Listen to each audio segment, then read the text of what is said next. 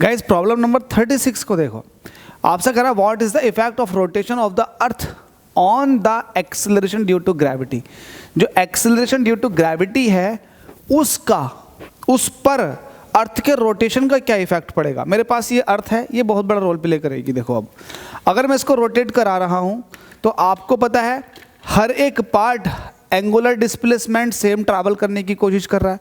अगर यहाँ पर कोई ऑब्जेक्ट है तो आप ये देखेंगे कि वो सेम एंगुलर डिस्प्लेसमेंट ट्रैवल करेगा किसी पर्टिकुलर टाइम में जितना यहाँ पर कोई ऑब्जेक्ट होगा।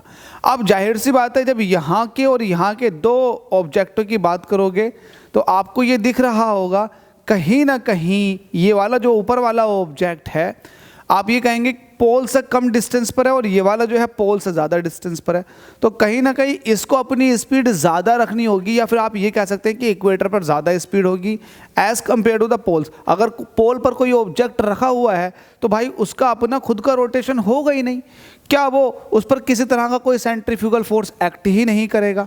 तो इसको आप ऐसे भी समझ सकते हैं, अगर ऐसा समझ में नहीं आ रहा तो आपको पता है रोटेशन की वजह से जो ग्रेविटेशनल एक्सेलरेशन होता है g dash is equal to होता है जी माइनस के R omega square cos square lambda. अब आपको ये पता होना चाहिए यहाँ पर ओमेगा जो है ये है एंगुलर वेलोसिटी, और आपको पता है इक्वेटर पर रखे हुए ऑब्जेक्ट्स की एंगुलर वेलोसिटी सबसे ज़्यादा होती है। तो ये सबसे ज़्यादा होने की वजह से ये मैक्सिमम होती है कहाँ पर, इक्वेटर पर। इक्वेटर पर ये चीज़ मैक्सिमम होगी, दैट्स वाई जी में से जब कुछ माइनस करोगे, मैक्सिमम चीज़ माइनस करोगे तो जी डैश जो है वो कहीं ना कहीं कम हो जाएगा। ये तो थी इक्वेटर की बात। अब बात कर लेते हैं पोल्स की। पोल्स पर एक्चुअल में अब यहाँ पर पोल्स पर जो लैम्डा की वैल्यू होती है, लैम्डा का भी रोल है, लैम्डा इज इक्वल टू हो जाता है 90 डिग्री।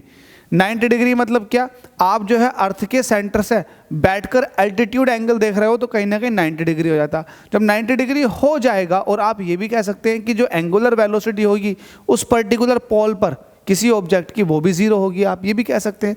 तो ये ज़ीरो होने की वजह से ये पूरा का पूरा टर्म खत्म हो जाएगा, तो जी डैश इज इक्वल टू सिर्फ जी ही बचेगा, मतलब मैक्सिमम।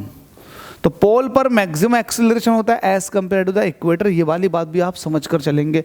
और देखो इसका भाई एक्सप्लेनेशन भी दमदार है, बिल्कुल समझ के चलें, इसको भी समझ के चलें। The acceleration due to gravity decrease due to the rotation of the earth, this effect is zero at poles and maximum at equator. लेकिन उसके पीछे का फैक्ट और रीज़न मैंने बता दिया आपको।